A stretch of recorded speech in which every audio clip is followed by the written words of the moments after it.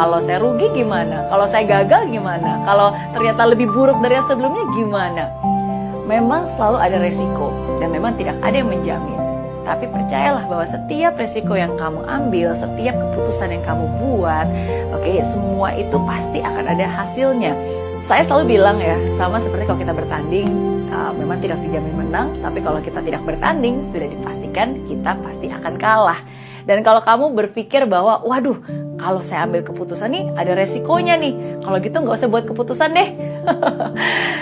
Siapa bilang? Karena tahukah kamu bahwa setiap keputusan yang kamu ambil, apapun itu selalu pasti ada resikonya. Dan bahkan kalau kamu nggak melakukan apa-apapun, itu juga ada resikonya loh. Resikonya apa? Ya resikonya berarti kamu telah melewatkan peluang yang kamu punya. Dengan tidak ngapa-ngapain, berarti sebenarnya kamu sudah melewatkan kesempatan yang mungkin bisa kamu dapatkan.